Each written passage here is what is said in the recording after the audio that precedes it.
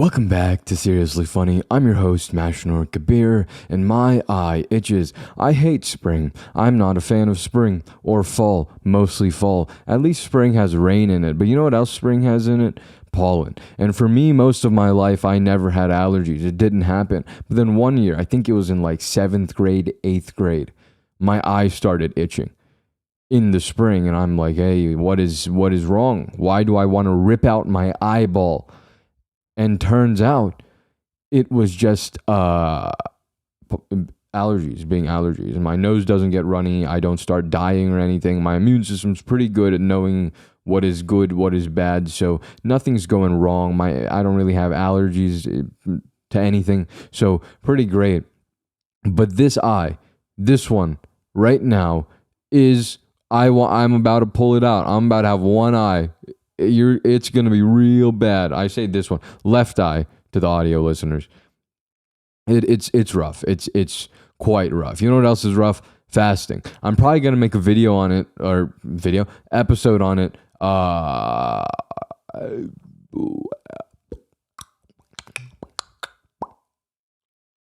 When I'm done with it, when I'm done fasting. So that's in May 1st, May 2nd.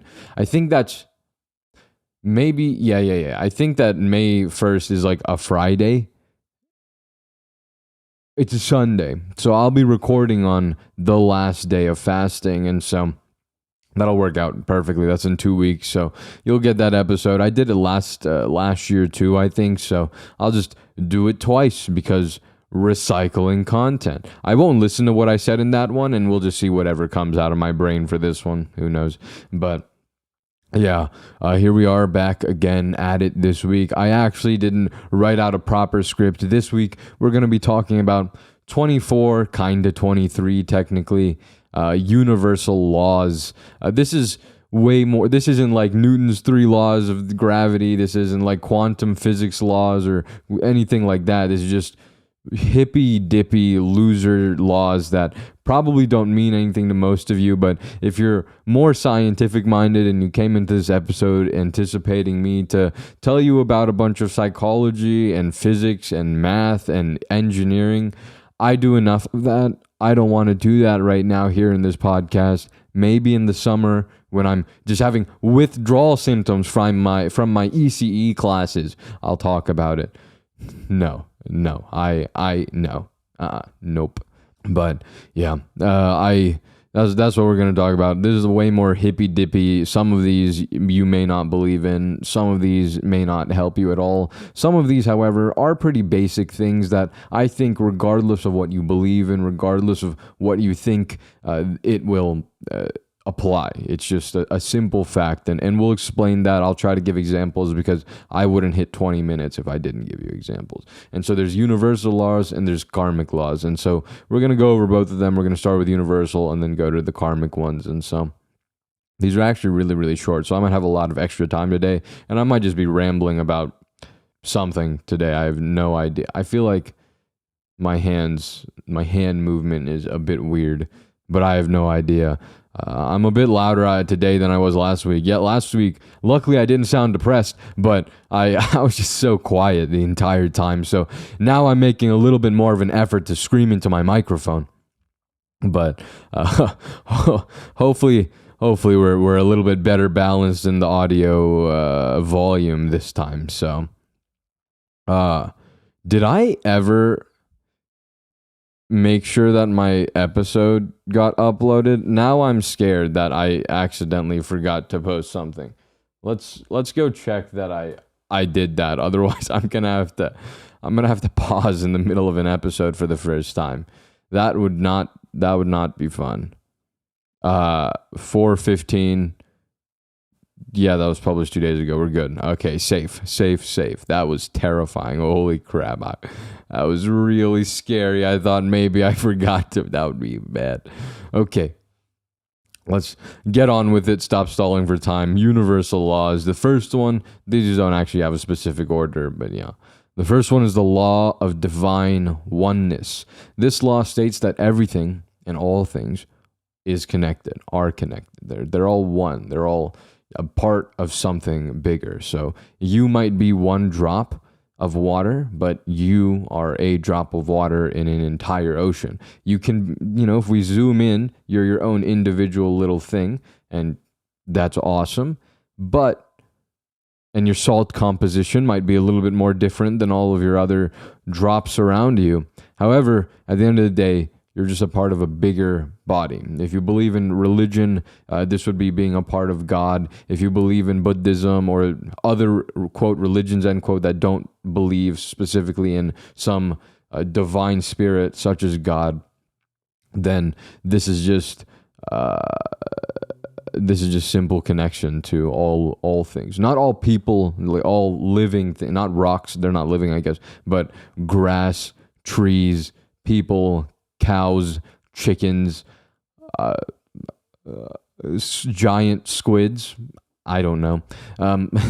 But this says that you're connected to everything. And another thing that gives you, another piece that tells you, is that you are the same as everything. You're just all one thing. You're not better than the giant squid. You're not worse than the grass. You're just another existing thing. You're not better, you're not worse, you just exist, and everything else just exists. And at the end of the day, regardless of anything, you all are part of the same thing, and for that, no one's better than the other, no one's worse than the other, nothing, it's all nice, simple, equal, equality. We love equality here. But yeah, that's the law of divine oneness. Everything in the universe is connected. Pretty awesome. It deals with ego. I think the most important part is that ego part that I mentioned at the end, saying that you're not better than anyone, you're not worse than everyone. My music is way too loud today. Goodness gracious. This is murdering me. That's a little bit better. Okay. The second law of the second universal law is the law of vibration. Everything in the universe moves, vibrates, and travels in circular or cyclical patterns incessantly without stopping. And so this one is a part of physics, technically, I guess. If you think of literally anything, if you think of this mouse, this microphone, the camera, me even, we're made out of atoms, and all of those atoms, if you've studied in your chemistry class in high school, they move. They all vibrate just a little bit. They've told you about solids, liquids, and gases. And gases, the atoms are moving crazy. Liquids, the atoms are slippery, slidey, slippy, slidey, slurpy. Yeah. And then in solids, even though it's a solid, even though it's one thing and it might be tough, I probably shouldn't knock on my microphone while I'm recording. It might be tough. Even then, the atoms are vibrating, even if it's extremely slightly. And vibration in general, if you study Eulers, if you study sine waves, technically everything's going in a circular motion, whether it vibrates back and forth, up and down, or circular.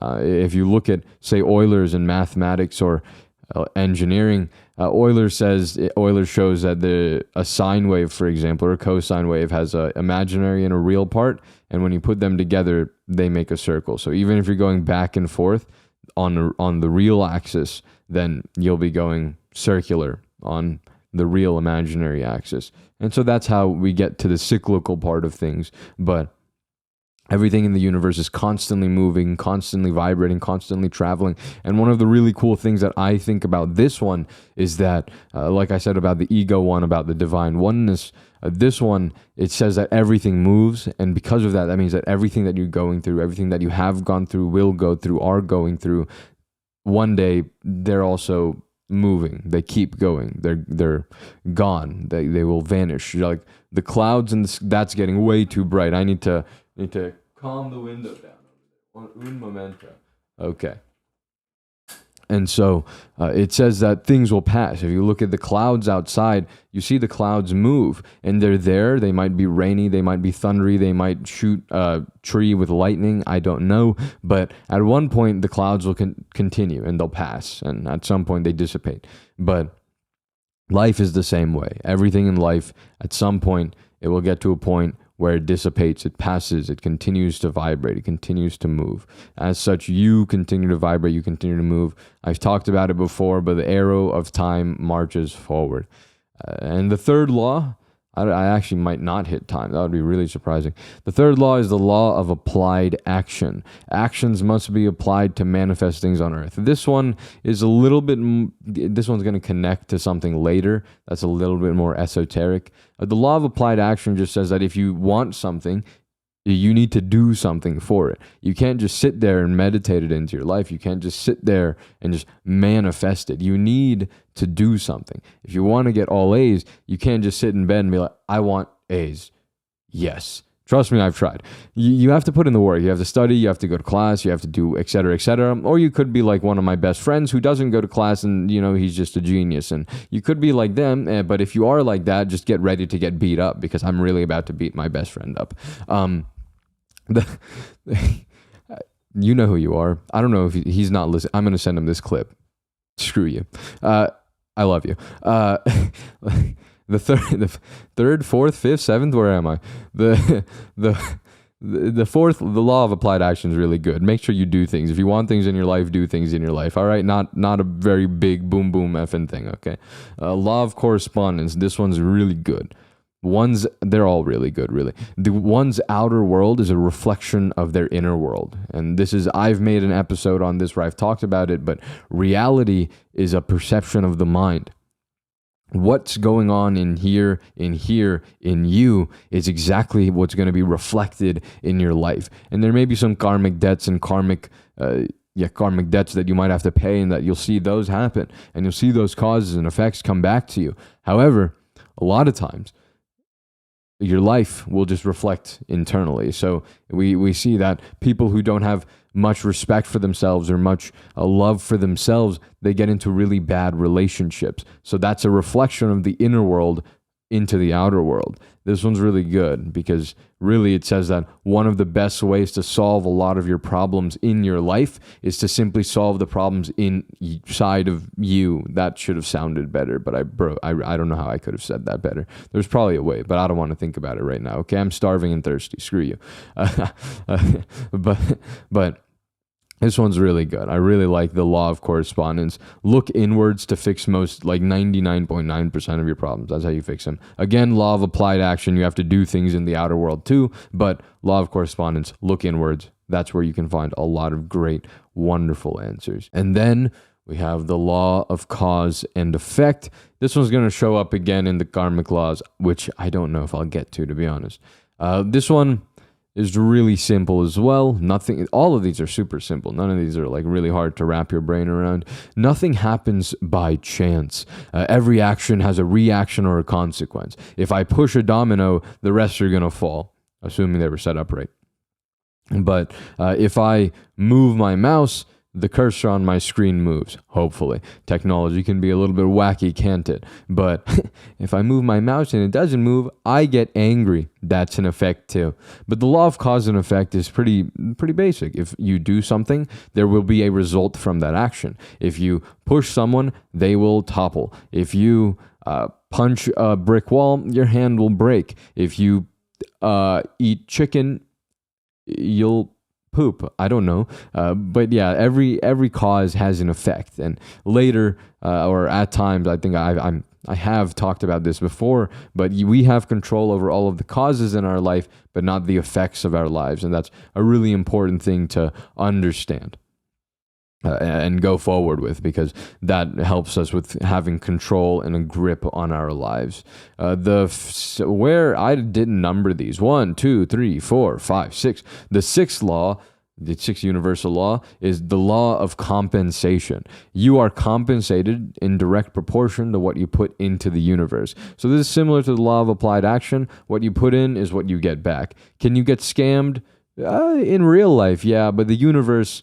what did Albert Einstein once say? God doesn't play with dice. The universe is a bit more stable than that. If you put something into it, that's what you're going to get back out of it. That's what you have to do. Put in the energy that you want out of it to get that energy out. And that follows with the seventh law here. This one, you've heard it before probably. This is the one that a lot of people don't want to believe. And, this is the one that's really cliche. But, the seventh law is the law of attraction. Thoughts, feelings, words, actions, and other things produce energies, which in turn attract like energies. So it's similar to the law of compensation one.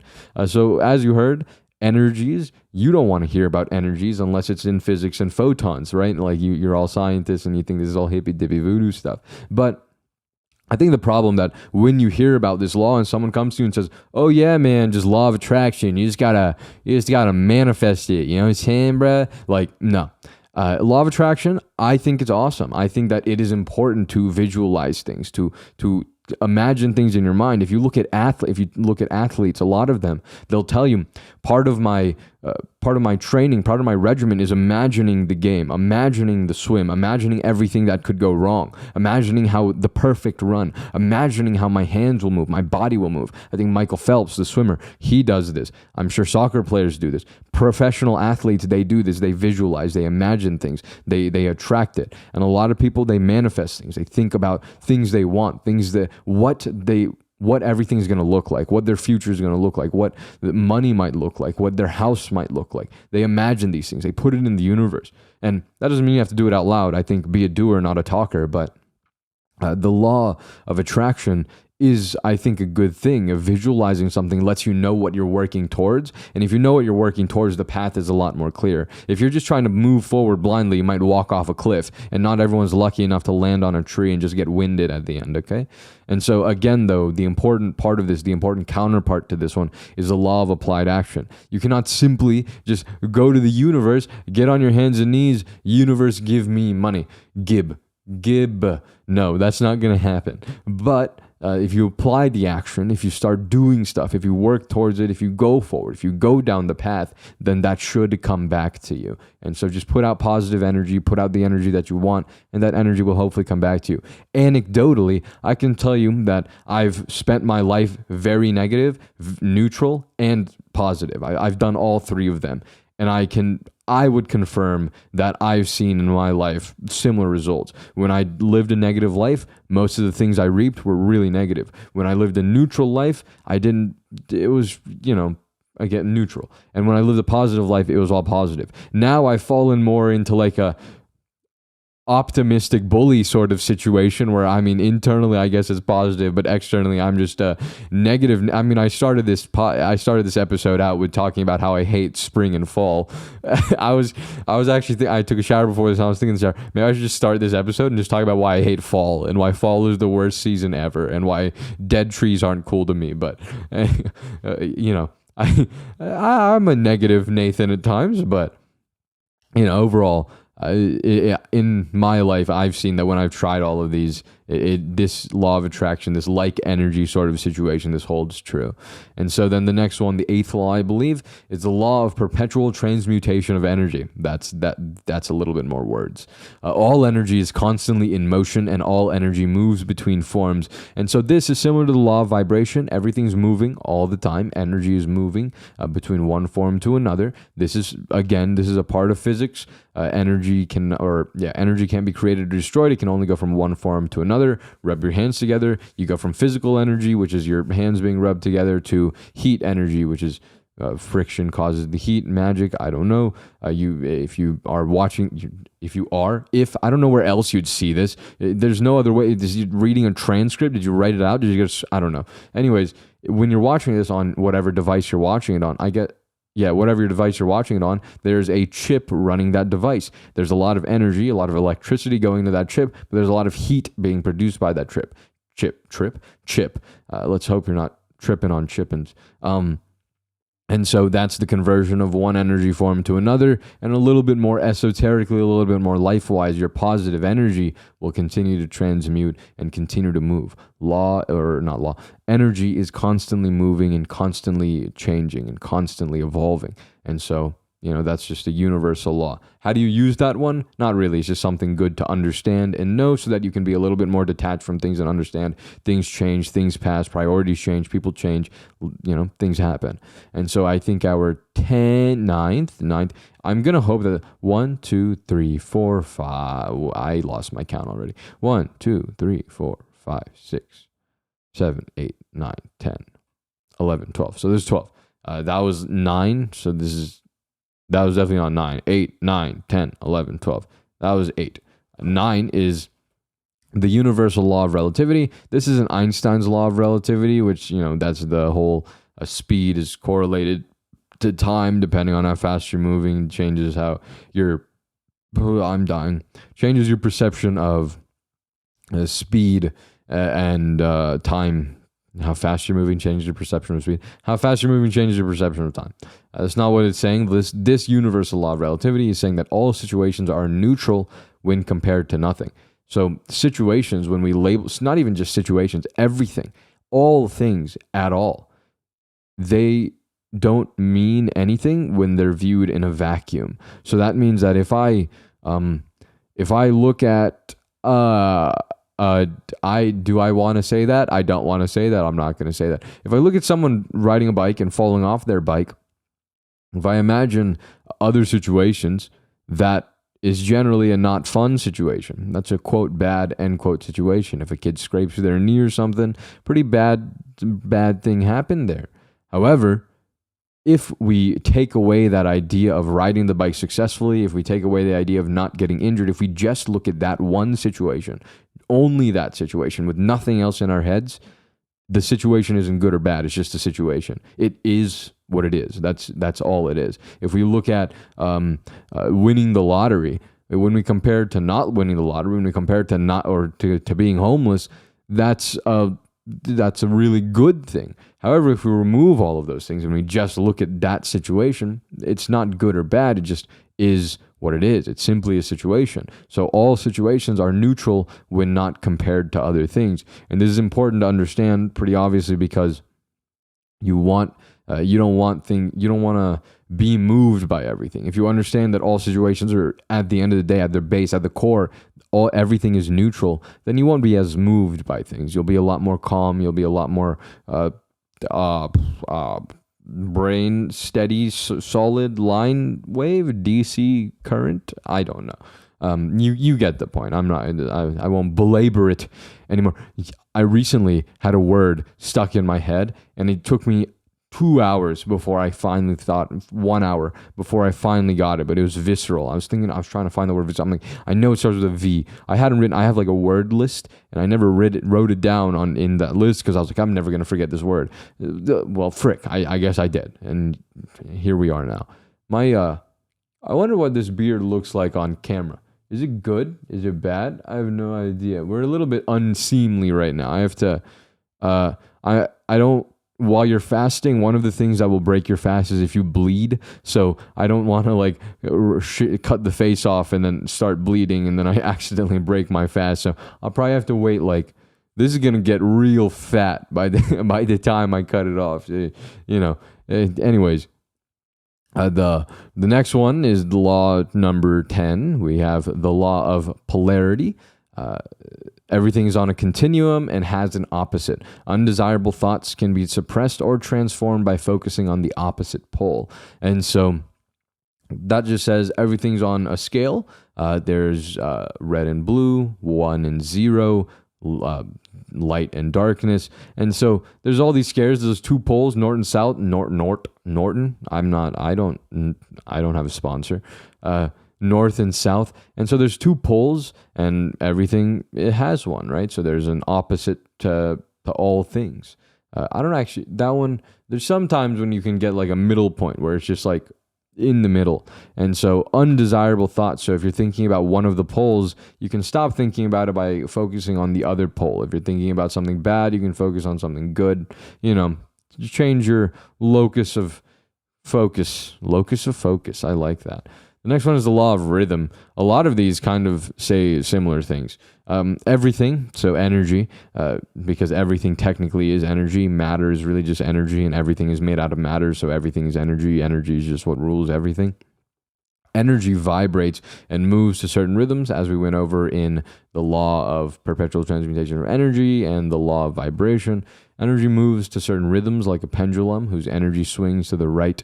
It must swing back to the left. And so this goes with the law of cause and effect. If it goes one way, it has to go back the other way. And it'll constantly be in this perpetual cycle of back and forth, right? The cyclical motion. And so if we consider our pendulum going like this, if we map that out, we'll also get a sine wave, which again will correspond to a circle.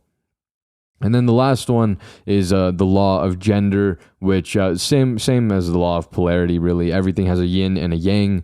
There's just balance everywhere. It doesn't actually have anything to do with gender. Just yin and yang, two sides coalesce, balance, magic. Yeah, I'm at 25 minutes. I feel like I'm gonna accidentally hit 40 minutes if I continue on with this.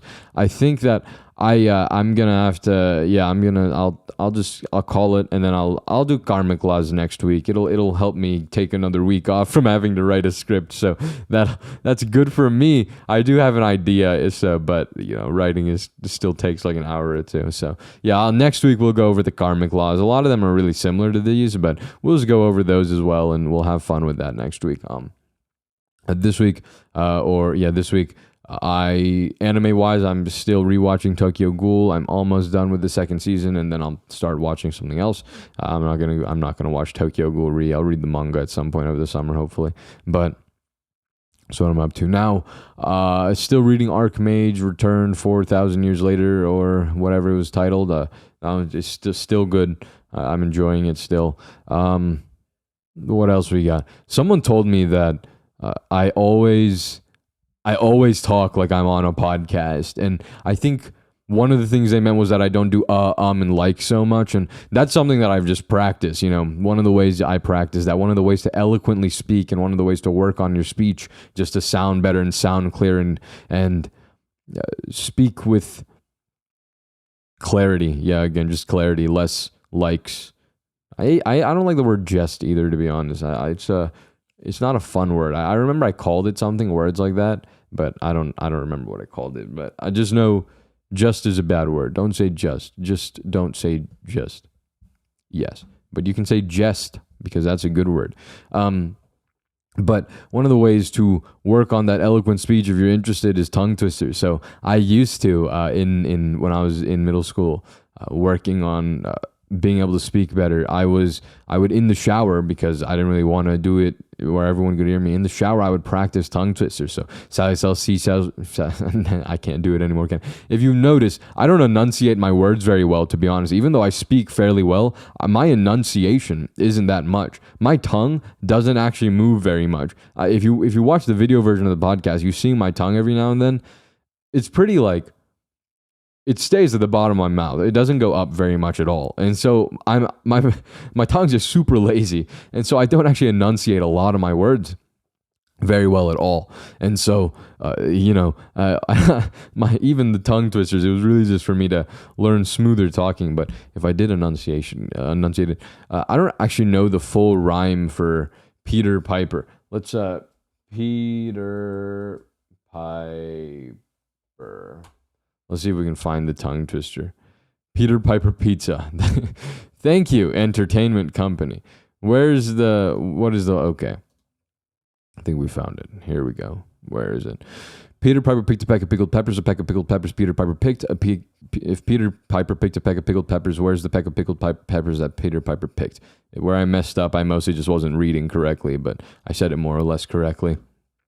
But yeah, P's are really easy. I don't know how the plosives went into the microphone. P's are pretty great. P's are easy. The ones where it's challenging for me especially are the S's. The S's really get me. So Sally sells, she sells by the seashore. Surely Sally's shells are real. That one's a little bit more tough. But things like red leather, yellow leather, red leather, yellow leather, red leather, yellow leather, red leather, yellow feather, red leather, yellow feather, red leather, yellow feather, red leather, yellow feather. That's pretty fine.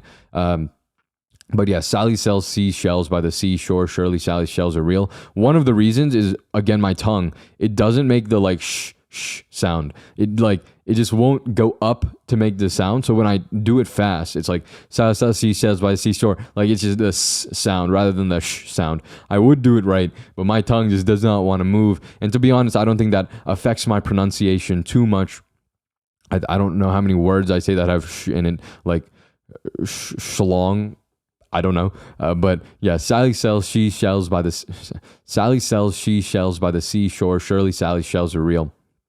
And so I can say it right, say it well, but man, I just sells by the seesaw. I think it's a lot better that way. But yeah, sells seashells by the seashore. Surely Sally's shells are real. W's are pretty easy. How much wood could a woodchuck check? If a woodchuck could check wood, practice a lot of tongue twisters, and it helps you speak better. It helps you speak a lot more clearly and enunciate your words better. So, now I do pronounce probably my P's better, my how much wood could a woodchuck chucks better. But, those S's, man, they still get me. Every now and then I'll go back and practice some tongue twisters just to keep myself on my toes, keep the pronunciation and everything going. And stopping and like is more of an issue of just awareness of your speech, and also being okay with pausing. Sometimes I'll purposely just and like, most of the time for comedic purposes. And when it's not for comedic purposes, it's just to right? So in that situation, I could have said or I could have just paused. And so generally, most of the time, honestly, it doesn't matter. If you're giving a presentation, however, then you'd want to just pause rather than say or like. Like is a bit different. Like is, oh, it's like this. Sometimes it fits. Oh, it's like this actually does fit. That's a simile.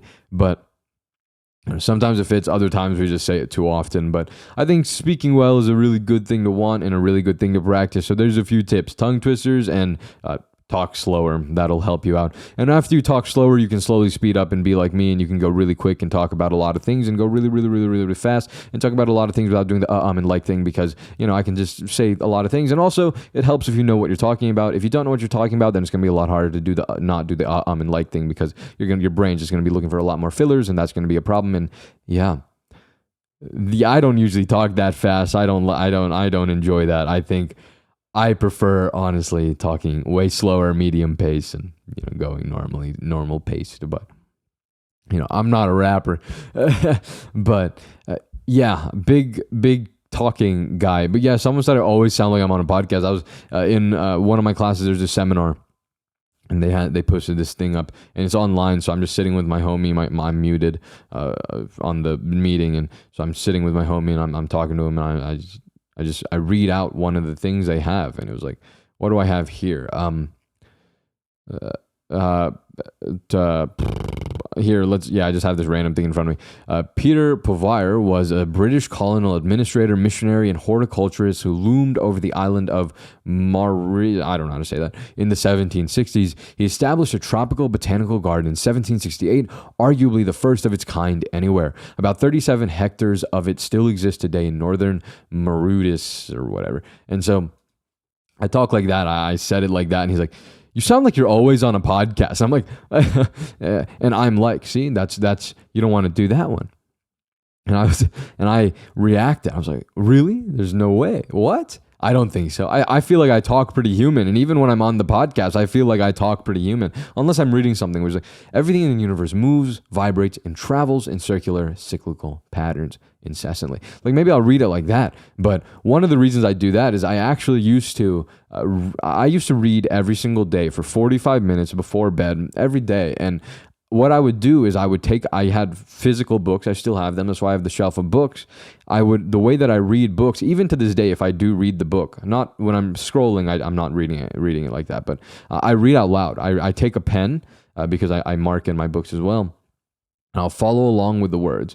And I'll read the words as they go along. Everything in the universe is connected. Like I literally just out loud. That's how I read my books. I read them out loud, and that also helped me understand speech, helped me string words together better, and helped me speak better, not pronounce better, but order my words better and talk in a more eloquent manner. Right, and so that's just a bunch of speaking tips. I think I have an episode somewhere in the idea hole of how to speak better. And so I just gave you a bunch of effing tips right here. And so if you listen this far on the podcast, you'll